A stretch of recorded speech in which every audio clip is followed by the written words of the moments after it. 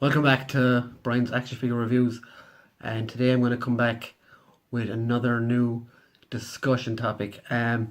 First of all, I'd like to thank everyone who subscribed, liked, and commented across the various groups I posted my last topic. It was quite the discussion. I didn't expect so many comments from so many different people, and anyway, I'm not even gonna talk about that. So today I'm gonna do something different. It's gonna be my thoughts on who's gonna be the next multi-phase villain in the Marvel Cinematic Universe, and I've picked five so you can pour over them and tell me what you think. And I'm just gonna give my own ideas on them because I'm a fan. So that's what I'm gonna do. Starting off first, I'm going to pick at number five, and these are in order of the likelihood of them happening for me, except for the last one. That's a special one. So at number five, Kang the Conqueror.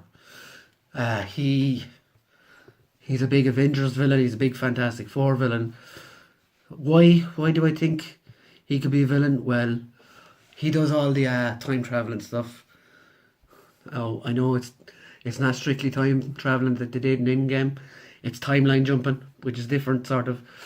But in the comics, he was known for going back in the future, going back in the past, and making second attempts at stuff if he didn't get it right. Which would, in my negatives for this, which would see they said in Endgame that that kind of time jumping wasn't real. Back to the Future was bullshit, basically. So that kind of rules him out a little bit. What I would say is in Avengers Endgame, Harley Keener, the kid who was in Iron Man 3, was at Tony Stark's funeral, and there was speculation that he would become Iron Lad in the future. And in the comics, Iron Lad becomes Kang the Conqueror in, I don't know, is it all iterations, but he does in a few. So that's another possibility. Also, they haven't done him before because I'm pretty sure he was part of the Fantastic Four rights that came over in March as part of the Fox deal. So maybe they do have the rights to him now. So maybe he's a possibility. He's a pretty cool villain.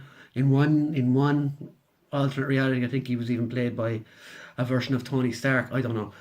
But number four for me would be Norman Osborn, or the Green Goblin, as people probably better know him.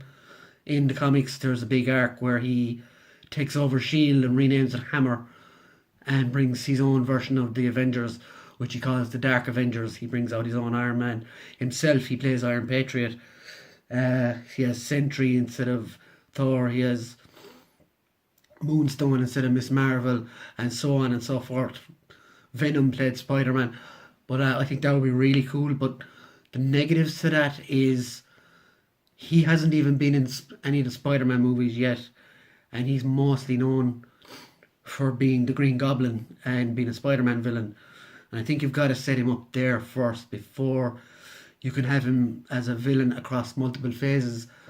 And the reason I don't think that will happen, I'll get into later, but he would be cool to introduce maybe in Homecoming, but that seems to be all centered around Mysterio at the moment. So I don't really see that coming to pass. My number three is Galactus. It's a massively popular choice amongst the Marvel fans out there because of that time that Fox did him in Rise of the Silver Surfer, and they basically did a silhouette in a cloud, which isn't Galactus at all. He's a planet eater. What I would love is if they did a Silver Surfer origin film and introduced him that way, rather than straight in with a Fantastic Four film.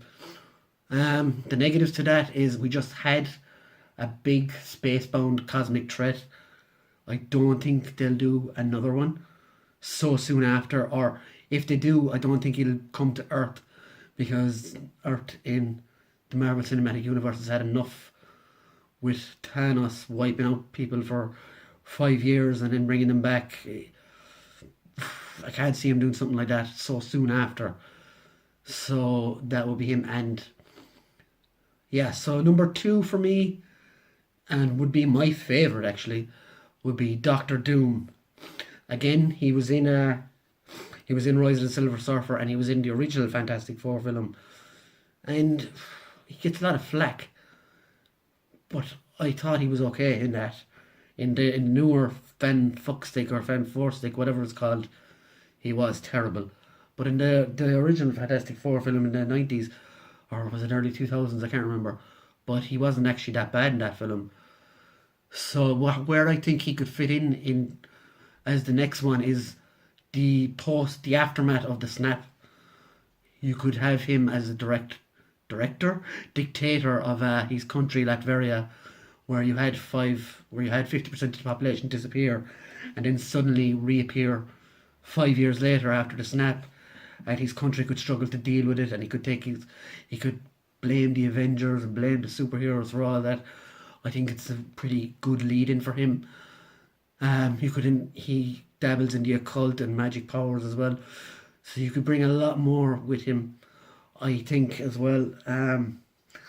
Him getting those powers could be a result of the snap as well. Maybe the Fantastic Four were out in space when the snap hit, and you got all these gamma rays, as the Hulk said. And let's not forget there was four snaps altogether across Infinity War. There was the original Thanos one, there was the Tony one, there was the Thanos one in space where he destroyed the stones.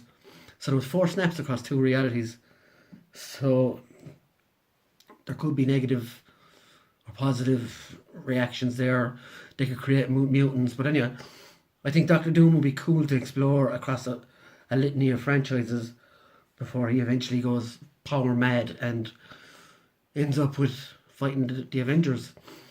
The one negative of that is one of my favourite parts of the comics is when he meets Tony Stark. And we're not going to see that now, obviously, for reasons.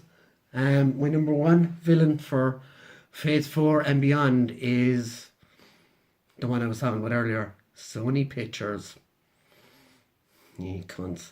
See, there is currently two Spider-Man films left on Marvel and Sony's deal, and after that, we don't know what's going to happen because Sony have started creating their own films now. Marve is coming next after Venom, which was okay, and Spider-Verse I liked, but I didn't splurge over like most people did. It was okay.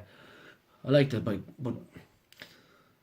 this whole multiverse thing now that they've alluded to in the trailers for Spider-Man Far From Home gives Sony an out if they want to take Spider-Man back to their own universe.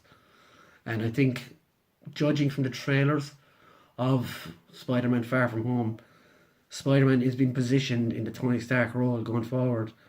And if Sony were to pull the rug out from under Kevin Feige's legs, could be in a bit of trouble because Captain Marvel hasn't been taken too well by some because of her political views and what have you. Black Panther is okay. Doctor Strange isn't a big marketable hero like Tony Stark is, and he's not. Basically, Marvel are going to have to work very hard if they do Spider-Man, but that's a very big if. But anyway, hope you enjoyed the conversation. It was a quick one. I'd love if you got involved, commented, tell me I'm wrong, I'm terrible, I hate women, which I don't. Yeah, so I'm just a little guy on the internet having a little discussion, so get involved and like, subscribe, hit the notification bell. Thanks for watching. Bye.